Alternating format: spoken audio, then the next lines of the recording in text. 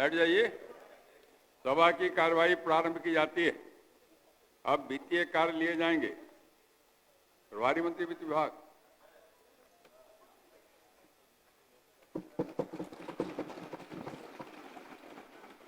अध्यक्ष महोदय, मैं वित्तीय वर्ष 2025-26 का आय व्यय विवरण सदन में उपस्थापित करता हूं।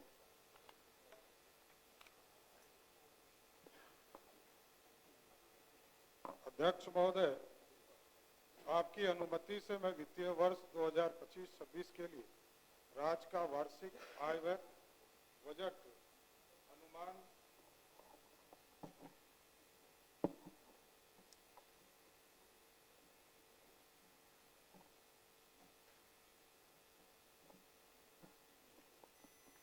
अनुमान सदन के समक्ष प्रस्तुत करता हूं।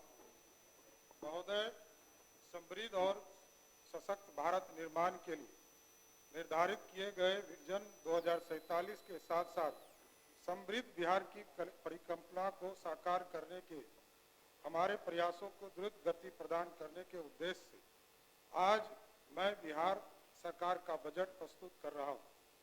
आप अवगत हैं कि वर्षों की अराजकता के बाद राज्य को विकास के पथ पर लाने के हेतु पिछले लगभग 2 दशकों से नीतीश सरकार ने सफलतापूर्वक प्रयास किया है। अध्यक्ष महोदय, आज बिहार के विकास के लिए हमारे प्रयासों को राज्य की जनता ने जन समर्थन देकर सराहा है। इसके लिए हम उनका अभिनंदन करते हैं। साथ ही हमें एहसास है कि हमारी सरकार द्वारा वर्षों से अथक प्रयास से तैयार किए गए राज्य के विकास के लिए जरूरी मजबूत ढांचा के आधार पर नए बिहार के निर्माण के लिए और अधिक प्रयास करने की जरूरत है। इसके लिए हमारे साथ आदरणीय प्रधानमंत्री श्री नरेंद्र मोदी जी का मार्गदर्शन और आदरणीय मुख्यमंत्री श्री नीतीश कुमार जी के कुशल नेतृत्व की शक्ति और दृष्टि है, जो हमारे लिए विकसित बिहार की कल्पना को साकार करने के लिए प्रेरणा का कार्य करती है। महोदय, राज्य के विकास के लिए हमारे लक्ष्यों की प्राप्ति के लिए आदरणीय प्रधानमंत्री नरेंद्र मोदी जी द्वारा दिए गए मंत्र सबका साथ, सबका विकास, सबका विश्वास और सबका प्रयास महत्वपूर्ण है। साथ ही आदरणीय मुख्यमंत्री श्री नीतीश कुमार जी का संकल्प न्याय के साथ विकास हमारे लिए प्रेरणादायक शक्ति कार्य करती है। एक ओर जहां आदरणीय प्रधानमंत्री नरेंद्र मोदी के नेतृत्व में केंद्र की वर्तमान सरकार राज्य के विकास के लिए राज्य सरकार के साथ सहयोग कर रही है, वहीं आदरणीय मुख्यमंत्री जी नीतीश कुमार जी के नेतृत्व में राज्य की सरकार ने अपने राजकोषीय संसाधन से अतिरिक्त केंद्र की सरकार से मिलकर रहे सहयोग का भी राज्य के विकास के लिए एक सुव्यवस्थित तरीके से उपयोग किया है। महोदय, इस वर्ष प्रस्तुत केंद्र सरकार के बजट में बिहार को प्राथमिकता देने के लिए हम आदरणीय प्रधानमंत्री जी का विशेष आभार करते हैं। पिछले वर्ष के केंद्रीय बजट में भी देश के विकास के लिए सर्वोदय की जो अवधारणा प्रस्तुत की गई, उसमें बिहार के विकास के लिए कई प्रावधान किए गए। केंद्र और राज्य की डबल इंजन की सरकार के समेकित सहयोग से बिहार समग्र विकास और तेज गति से आगे बढ़ेगा, ऐसा हमारा पूर्ण विश्वास है।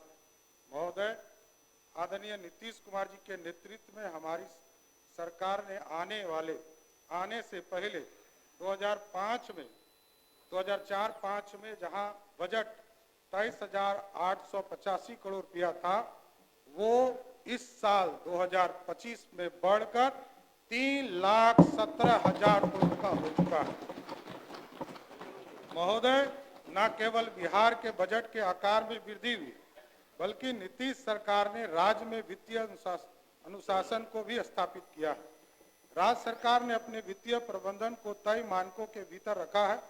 राज्य सरकार बढ़े हुए बजट का उपयोग राज्य के समन्वित विकास को आगे बढ़ाने में किया है, जिससे विभिन्न संकेतों में समय के साथ हुए सुधार में देखा जा सकता है। खासकर आधारभूत संरचना, शिक्षा, स्वास्थ्य के क्षेत्र में अभूतपूर्व कार्य इस दौर में हुए। राज्य की जनता ने जो विश्वास हम पर जताया है, उस विश्वास के माध्यम से हम राज्य को के विभिन्न आयामों के नए स्तर पर ले जाने के लिए संकल्पित है।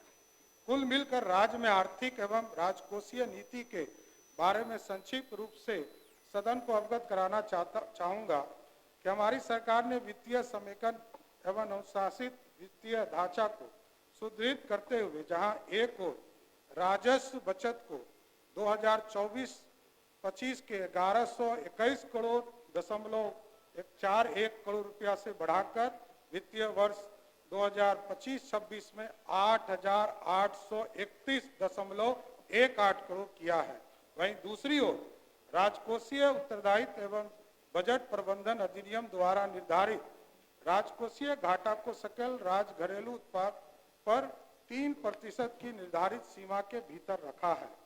इस बजट में अनेकों संस्थागत नीतियों को सहज और सुगम बनाया गया है, साथ ही निजी निवेश को प्रोत्साहित किया गया है। राज्य के आर्थिक विकास की गति को तेजी प्रदान करने के लिए रोजगार युक्त निवेश को बढ़ावा दिया गया है। माननीय अध्यक्ष महोदय, माननीय सदस्य एवं आम जनता की जानकारी हेतु 2025-26 के बजट का सारांश सदन के समक्ष प्रस्तुत करता हूं।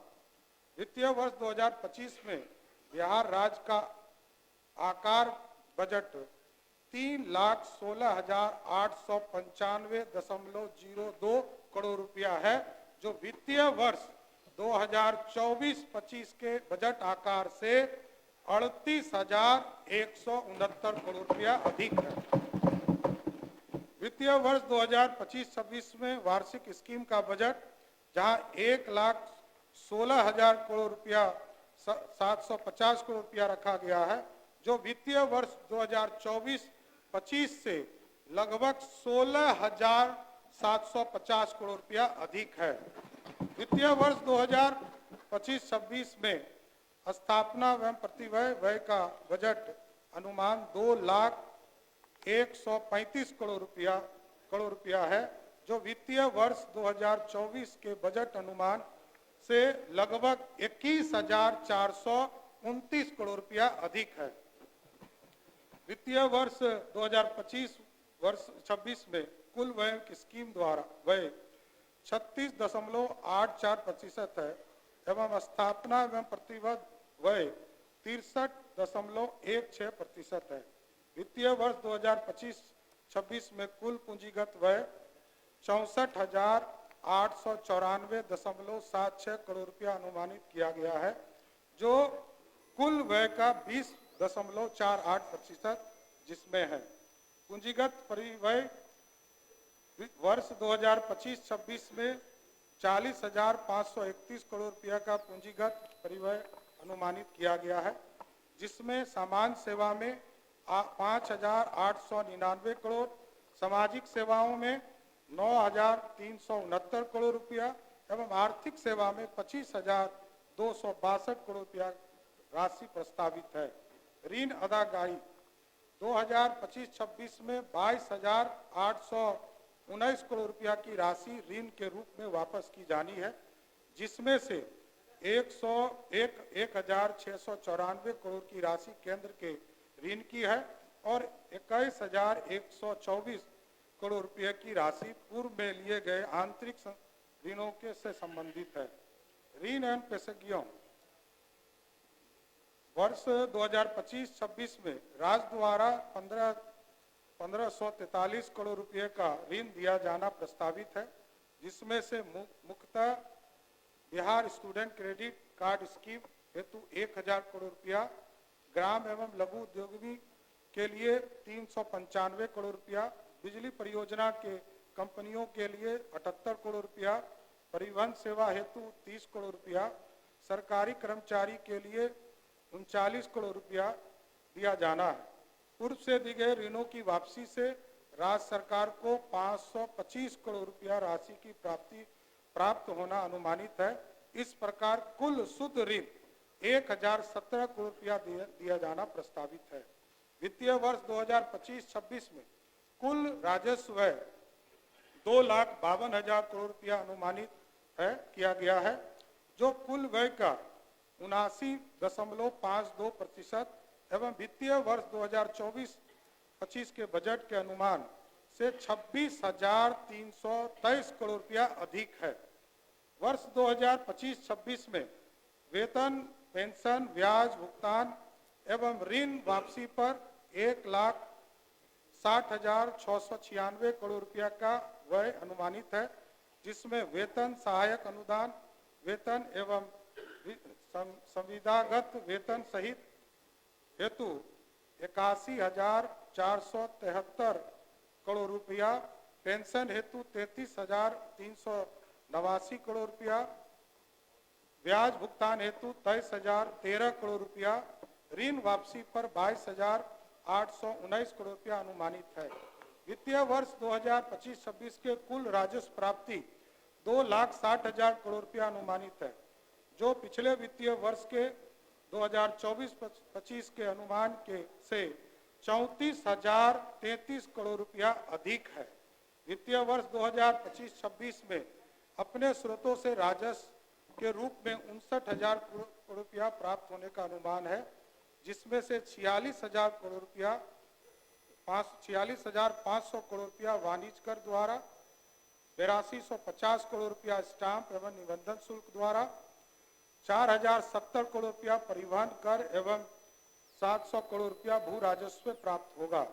वित्तीय वर्ष 2025-26 में राज्य के अपने स्रोतों से गैर कर राजस्व के रूप में 8220 करोड़ रुपया प्राप्त होने का अनुमान है, जो वित्तीय वर्ष 2024-25 से के अनुमान से के तुलना 7325 करोड़ रुपया की तुलना में 894 करोड़ रुपया अधिक है, जिसमें से खनन विभाग से 3850 करोड़ रुपया, ब्याज प्राप्तियों से 2474 करोड़ रुपया शामिल है।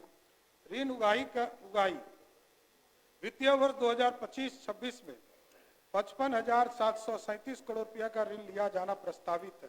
राज्य के आंतरिक ऋण में भारतीय रिजर्व बैंक के माध्यम से बाजार ऋण 51,758 करोड़ रुपया, नबार्ड से 2500 करोड़ रुपया, राष्ट्रीय आवास बैंक से 200 करोड़ रुपया, भारतीय लघु उद्योग बैंक विकास बैंक से 200 करोड़ रुपया, वाई एजेंसी एवं एशियन डेवलपमेंट बैंक, विश्व बैंक इत्यादि से 1,079 करोड़ रुपया, कुल 55,737 करोड़ रुपया का सकल ऋण लिया जाना प्रस्तावित है। 15वें वित्त आयोग की अनुशंसा के आलोक में वित्तीय वर्ष 2025-26 हेतु निर्धारित 9204 करोड़ रुपया के अंतर्गत राज्य आपदा SDRF मद में 1721 करोड़ रुपया, पंचायती राज स्थायी निकाय के लिए 4,000 करोड़ रुपया, 4,012 करोड़ रुपया एवं नगर निकाय के लिए 2160 करोड़ रुपया तथा स्वास्थ्य प्रक्षेत्रों के लिए 1311 करोड़ रुपया प्रस्तावित है।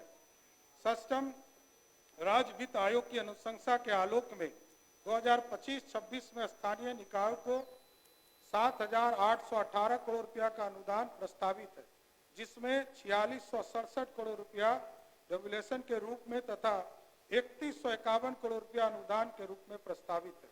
7818 करोड़ रुपया में पंचायती राज संस्थानों को 5,082 करोड़ रुपया तथा शहरी निकाय को 2736 करोड़ रुपया प्रस्तावित है। वर्ष 2025-26 में राजस्व अधिशेष 68,831 करोड़ रुपया अनुमानित है। वित्तीय वर्ष 2025-26 में 32,718 करोड़ रुपया राजकोषीय घाटा रहने का अनुमान है, जो सकल राज्य घरेलू उत्पाद 10,97,264 करोड़ रुपया का मात्र 2.98% है, जो राष्ट्रीय स्तर पर केंद्र के द्वारा तय किया गया है। उसके द्वारा कि 3% के नीचे रहे, उसको भी रखा गया है। केंद्र सरकार से प्राप्तियां केंद्र करों में राज्य की हिस्सेदारी के 2024-25 में 1,13,011 करोड़ रुपया अनुमानित थी, जो 2025-26 में अनुमान है कि 1,13,000 करोड़ के जगह पर इस वित्तीय वर्ष में 1,38,515 भारत सरकार के द्वारा देने का केंद्रीय करों में हिस्सेदारी देने का निर्णय लिया है। वित्तीय वर्ष 2025-26 में राज्य को केंद्र सरकार से सहायता अनुदान के रूप में 54,575 करोड़ रुपया प्राप्त होने का अनुमान है, जो वित्तीय वर्ष 2024-25 के बजट के अनुमान 52,160 करोड़ से 2,414 करोड़ रुपया अधिक है, जो वित्तीय वर्ष 2025-26 में अनुमानित 54,575 करोड़ रुपया राशि निम्नलिखित है। केंद्र प्रायोजित स्कीम में लगभग 45,000 करोड़ रुपया आना है। वित्तीय 15वीं वित्त आयोग जिसमें 9,204 करोड़ रुपया, राज्य आपदा कोष में 1,721 करोड़ रुपया, ग्रामीण स्थानीय निकायों को अनुदान के लिए 4,012 करोड़ रुपया, शहरी स्थानीय निकाय को अनुदान के लिए 2,160 करोड़ रुपया, स्वास्थ्य परिषद को अनुदान के लिए 1,311 करोड़ रुपया, केंद्रीय क्षेत्र स्कीम में 9 करोड़ रुपया। ऋण प्रबंधन बेहतर वित्तीय प्रबंधन के लिए के कारण 2024-25 के अंत में कुल बकाया ऋण 3,32,740 करोड़ रुपया है, जो राज्य के सकल घरेलू उत्पाद का 38.94% है। यह 15वें वित्त आयोग की अनुशंसा अधिकतम 40.4% के अधीन है। अनुसूचित जातियां एवं अनुसूचित जनजातियों के लिए कंकांजित राशि। अनुसूचित जनजाति एवं अनुसूचित जनजाति के पर व्यय होने वाली राशि की अलग से लघु शीर्ष में प्रदर्शित किया जाता है, ताकि उक्त राशि का व्यय अनुसूचित जनजाति एवं जनजाति के समुदाय के सीधे लाभ के लिए किया जा सके और राशि का व्यय अन्यत्र नहीं किया जा सके। वित्तीय वर्ष 2025-26 में अनुसूचित जातियों के लिए 19,648 करोड़ रुपया अनुमानित किया गया है। अनुसूचित जनजाति के लिए 1,735 करोड़ रुपया प्रावधान किया गया है। सर्वाधिक खर्च राज्य सरकार द्वारा 2025-26 में शिक्षा विभाग पर 60,964 करोड़ रुपया का व्यय करने की सरकार की योजना है। स्वास्थ्य विभाग पर 20,335 करोड़ रुपया, उसी तरह राज्य के शहरी और ग्रामीण सड़कों पर ग्रामीण कार्य एवं पथ निर्माण को 17,908 करोड़ रुपया देने का निर्णय लिया गया। गृह विभाग को लगभग 17,831 करोड़ रुपया, उसी तरह ग्रामीण विकास पर 16,093 करोड़ रुपया का व्यय अनुमानित किया गया है। ऊर्जा विभाग के क्षेत्र के लिए 13,484 करोड़ रुपया और समाज कल्याण विभाग, अनुसूचित जाति, अनुसूचित जनजाति, अल्पसंख्यक विभाग, पिछड़ा एवं अति पिछड़ा विभाग के लिए समेकित बजट में 13,368 करोड़ रुपया रखा गया है।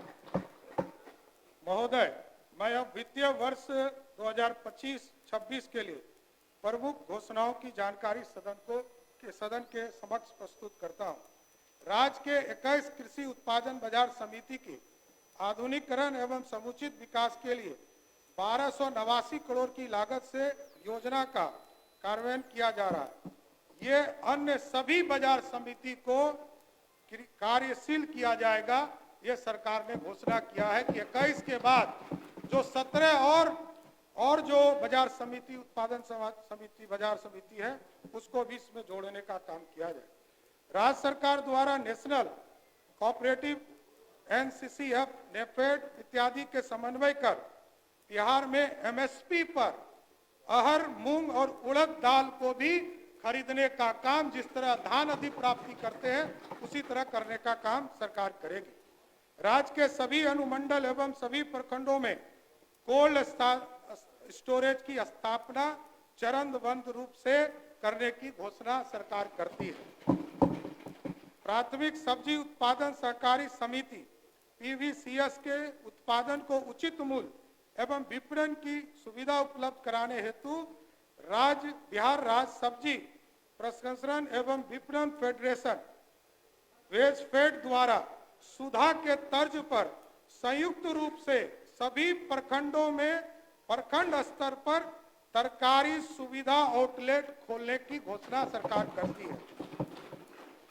वर्तमान में राज्य सरकार सब्जी प्रसंस्करण एवं विपणन फेडरेशन के तहत कुल 3 संघों के अधीन अब तक 302 प्रखंड स्तरीय प्राथमिक सब्जी उत्पादन सहकारी समिति का गठन किया जा चुका है। आगामी वित्तीय वर्ष में राज्य के शेष सभी प्रखंडों में प्राथमिक सब्जी उत्पादन समिति पीवीसीएस का गठन किया जाएगा। राज्य के प्रत्येक पंचायत में गरीब कन्याओं के विवाह हेतु राज्य सरकार के द्वारा चरणबद्ध तौर पर कन्या विवाह मंडप का निर्माण किया जाएगा। पटना में महिला हाट की स्थापना की जाएगी।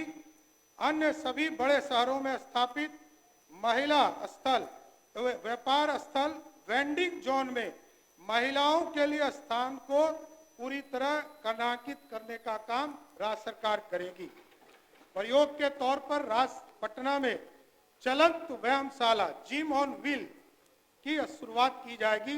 इसमें प्रशिक्षक भी सिर्फ महिला ही होंगी, जो महिला को जिम ऑन व्हील के माध्यम से स्वस्थ रखने का काम करेगी। राज्य के सभी शहरों में महिलाओं के लिए पिंक टॉयलेट की स्थापना की जाएगी। प्रथम चरण में 1 माह के अंदर 20 पिंक टॉयलेट स्थापित किया जाएगा। राज्य के सभी जिलों में बस स्टैंड को चरणबद्ध तरीके से आधुनिक रूप से विकसित किया जाएगा। बिहार औद्योगिक निवेश प्रोत्साहन नीति 2025 तैयार किया जा रहा है, जो राज्य के औद्योगिक विकास को गति देने, निवेश आकर्षित करने के उद्देश्य से एक गतिशील तंत्र के रूप में कार्य करेगी। यह नीति वर्तमान में निवेश की जरूरत को यथासंभव सहयोग करते हुए निवेश के लिए राज्य को एक आकर्षित केंद्र के रूप में विकसित करने में सहयोग करेगी। इसका लाभ राज्य में आर्थिक विकास के लिए विकास के साथ साथ रोजगार सृजन के रूप में होगा। अस्थायी और वैकल्पिक ईंधन के उपयोग के लिए प्रोत्साहित करके राज्य के प्राकृतिक संसाधनों का अधिकतम मूल्यवर्धन एवं रोजगार सृजन हेतु बिहार बायोफ्यूल्स उत्पादन प्रोत्साहन नीति 2025 लागू की जाएगी। पर्यावरण चुनौती एवं नवीकरण ऊर्जा विकल्प की बाजार में मांग के कारण निजी कंपनी तेजी एवं तेल विपणन कंपनियों द्वारा राज्य में कंप्रेस बायोगैस इकाई की स्थापना की जाएगी। यह हमारी ऊर्जा जरूरतों एवं स्थानीय स्तर पर पर्यावरण को बिना प्रभावित किए हुए स्वच्छ स्रोतों से पूर्ण करने में सहयोग करेगी। किसानों की आय में वृद्धि एवं पर्यावरण अस्थिरता के साथ औद्योगिक विकास एवं संतुलित क्षेत्रीय विकास को बढ़ावा देने तथा रोजगार में नए अवसर विकसित करने के उद्देश्य से बिहार खाद्य प्रसंस्करण नीति 2025 लाई जाएगी। महोदय, बिहार में खाद्य प्रसारण से जुड़े उद्योग के लिए बृहद संभावना है, जिसको बढ़ावा देने के लिए यह नीति मील का पत्थर साबित होगा। बिहार को एक प्रमुख फार्मास्यूटिकल एवं और चिकित्सा उपकरण विनिर्माण केंद्र के रूप में बढ़ावा देने, फार्मास्यूटिकल क्षेत्र के द्वारा पर्यावरण अनुकूल विनियम प्रथाओं को बढ़ावा देने, अनुसंधान एवं विकसित परिस्थिति तंत्र के समग्र विकास के शैक्षणिक एवं औद्योगिक विकास के अवसर पर प्रोत्साहित करके फार्मास्यूटिकल क्षेत्र के लिए एक नवाचार और अनुसंधान एवं विकास केंद्र बनाने तथा राज्य में रोजगार सुविधा को बढ़ावा देने के लिए उद्देश्य से बिहार फार्मास्यूटिकल प्रमोशन पॉलिसी 2025 लागू की जाएगी। बिहार में प्लास्टिक निर्माण क्षेत्र आर्थिक विकास में महत्वपूर्ण योगदान दे रहा है। इस क्षेत्र में राज्य में प्लास्टिक विनिर्माण के लिए बिहार प्लास्टिक विनिर्माण प्रोत्साहन नीति 2000 लागू की जाएगी। उद्यमिता विकास संस्थान का जीर्णोद्धार करके सेंटर ऑफ एक्सीलेंस के रूप में विकसित किया जाए। राज्य के प्रमुख शहरों में कामकाजी महिलाओं के लिए को स्वस्थ एवं सुरक्षित वातावरण उपलब्ध कराने के दृष्टिकोण से कामकाजी महिलाओं के लिए छात्रावास की स्थापना एवं संचालन हेतु पृथक नियमावली कार्य योजना तैयार किया जाएगा। गुड़ के विकास के लिए एक सेंटर ऑफ एक्सीलेंस की स्थापना पूसा में समस्तीपुर में की जाएगी। देश के चिन्हित स्थान हैदराबाद, बेंगलोर, मुंबई, दिल्ली, एनसीआर, कोलकाता, गुवाहाटी, सूरत, लुधियाना, कोयम्बटूर एवं चेन्नई में प्रवासी परामर्श निबंधन केंद्र माइग्रेशन काउंसलिंग कम रजिस्ट्रेशन सेंटर स्थापित किया जाएगा, जिससे राज्य के प्रवासी श्रमिकों को लाभ मिल जाएगा। वर्तमान में 534 प्रखंडों में से 358 प्रखंडों में अंगीभूत राजकीय डिग्री महाविद्यालय नहीं है। इस प्रखंडों में चरणबद्ध तरीके से एक एक डिग्री कॉलेज सरकारी या निजी सुनिश्चित की जाएगी।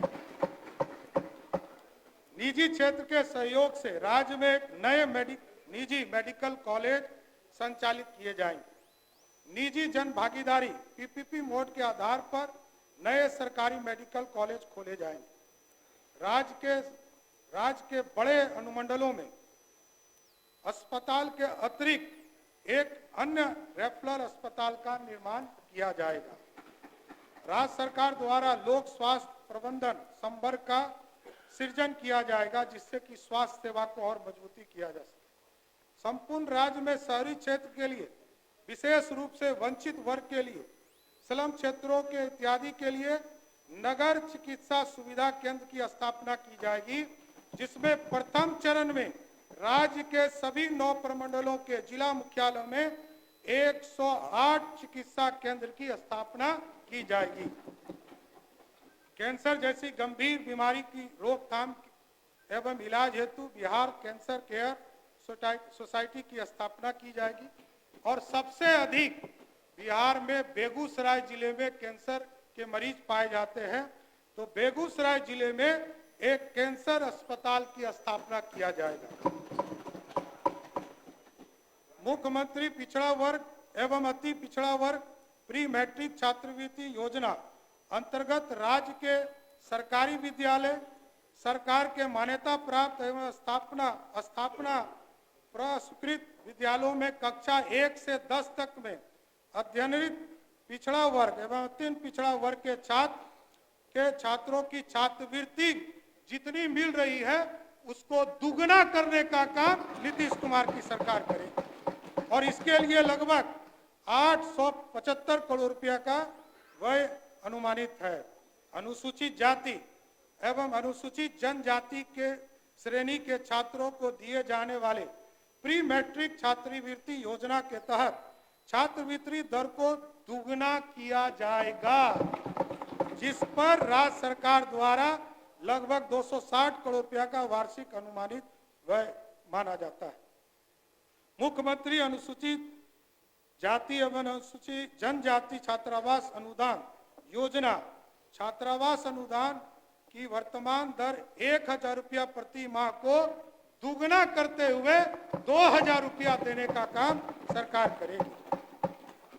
अनुसूचित जाति एवं अनुसूचित जनजाति की आबादी वाले वैसे प्रखंड 40 प्रखंड जिसमें 50,000 या उससे अधिक आबादी पूर्व से आवासीय विद्यालय संचालित नहीं है, उसमें 720 वाले विद्यालय की स्थापना की स्वीकृति हम लोग करने का काम करेंगे। बिहार के सभी प्रमंडलों में राष्ट्रीय मानक के अनुरूप खेल अवसंरचना का निर्माण कार्य प्रारंभ किया जा चुका है। माननीय मुख्यमंत्री जी के निर्देश पर पटना प्रमंडल के पुनपुन प्रखंड में 100 एकड़ की भूमि चिन्हित कर भूमि अधिग्रहण की प्रक्रिया पूर्ण कर खेल अवसंरचना का निर्माण प्रारंभ की योजना है। प्रत्येक प्रखंड में मुख्यमंत्री जी ने पहले से ही घोषणा किया है कि प्रत्येक प्रखंड में जो बचे हुए जितने प्रखंड हैं जिसमें आउटडोर स्टेडियम नहीं है उसको इसी वित्तीय वर्ष में स्वीकृत करने का काम राज्य की सरकार करेगी। State data centre 2.0 computing and storing क्षमता को बढ़ाते हुए फेज 2 की योजना बनाई गई, जिसके तहत आगे आने वाले वर्षों में 50 से 500 से अधिक वेबसाइट, पोर्टल, एप्लीकेशन होस्ट किए जा सकेंगे। किसी भी प्रकार के साइबर अटैक, प्राकृतिक आपदा की स्थिति में राज्य सरकार की महत्वपूर्ण गतिविधियां अवरुद्ध नहीं हो, इसके लिए डाटा सेंटर हेतु रिकवरी सेवाएं होना आवश्यक है। इसके लिए disaster recovery D R and business community for Bihar state data centre परियोजना का क्रियान्वयन किया जाएगा। राज्य के प्रमुख शहरों में महिलाओं के लिए नीतीश कुमार जी की सरकार ने लगातार महिलाओं के लिए कई काम किए। महिलाओं के लिए प्रमुख शहरों में पिंक बस का प्रचलन किया जाएगा, जिसमें सवारी भी महिला होगी, चालक भी महिला होगी और कंडक्टर भी महिला ही होगी।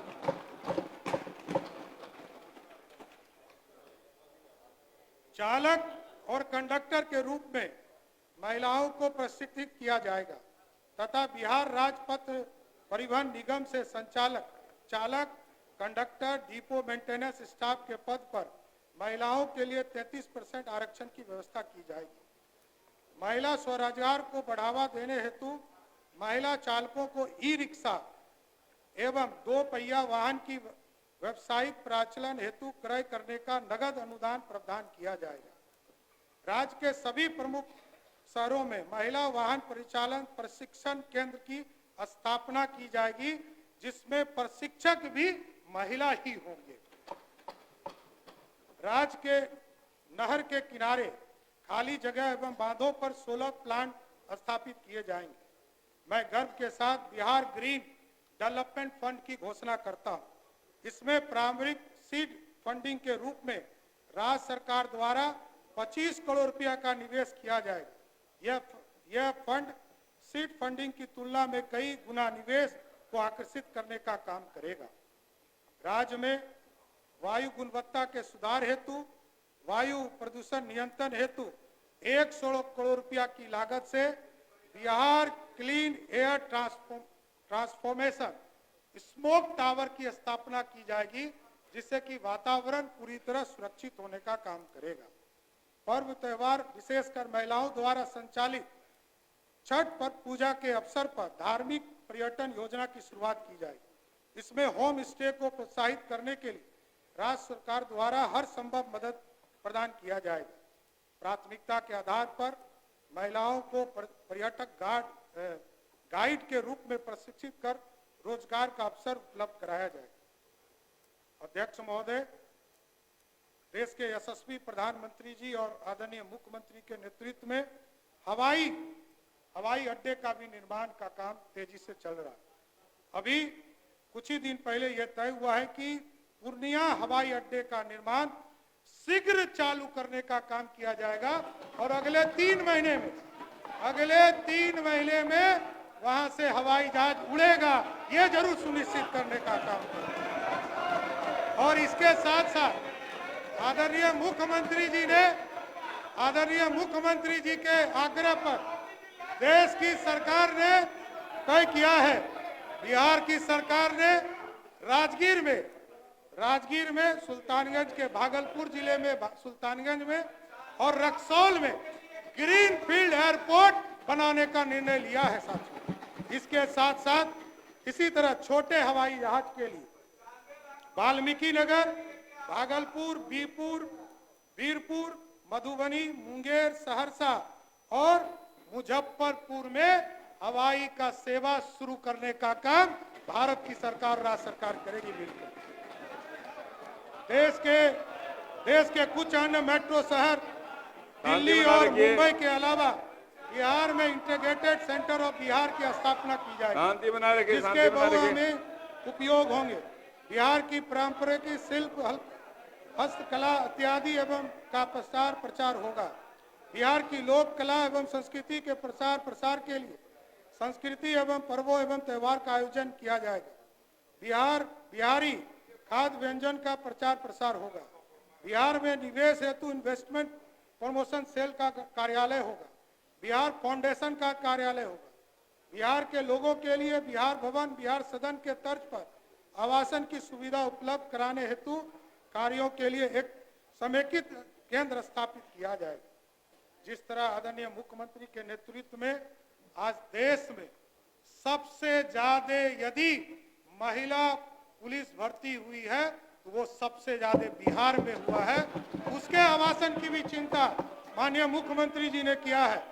महिला सिपाहियों को, उसी के लिए आ रहा हूं, महिला सिपाहियों को पदस्थापन थाने के आसपास आवासन सुनिश्चित करने के लिए राज्य सरकार द्वारा किराए पर आवास लेकर आवासन की सुविधा उपलब्ध कराने का काम करेगी। वित्तीय वर्ष 2025 में मौसम विभाग संबंधित आपदाओं के जोखिम को कम करने के उद्देश्य से एक सुदृढ़ एवं सक्षम multi hazard early warning system के अंतर्गत एक hybrid Doppler weather radar network के निर्माण का प्रस्ताव है। इस हेतु प्रथम चरण में चंपारण जिले और भागलपुर जिले में इसकी स्थापना करने का काम किया जाएगा, जिससे कि सही समय वेदर का पूरा स्थिति हम आकलन कर सके। वित्तीय वर्ष 2025-26 में निबंधन की प्रक्रिया को राज्य के सभी निबंधन कार्यालयों में पूर्णतः पेपरलेस किया जाएगा। देश या देश के बाहर रहने वाले लोग भी होंगे, वो ऑनलाइन निबंधन कराने का काम कर सकेंगे, उनको आने की जरूरत नहीं पड़ेगी। इसी तरह एक महत्वपूर्ण जानकारी, हमारी सरकार आदरणीय मुख्यमंत्री नीतीश कुमार जी के नेतृत्व में, जहां आपको याद होगा कि जब मुख्यमंत्री नीतीश कुमार जी आए थे तो उन्होंने कहा था 6 घंटे में हम पटना पहुंचे, फिर कहा 5 घंटे में हम पहुंचाने का काम करेंगे, और आज नीतीश कुमार जी ने तय किया है कि 2027 तक हम इसको 4 घंटे में प्रदेश के मुख्यालय पहुंचाने का काम करेंगे। अध्यक्ष महोदय, आगे राज्य सरकार के महत्वपूर्ण विभागों की उपलब्धि जानकारी सदन के पटल पर रखता हूं, आगे सदन को मैं उपलब्ध करा देता हूं। धन्यवाद।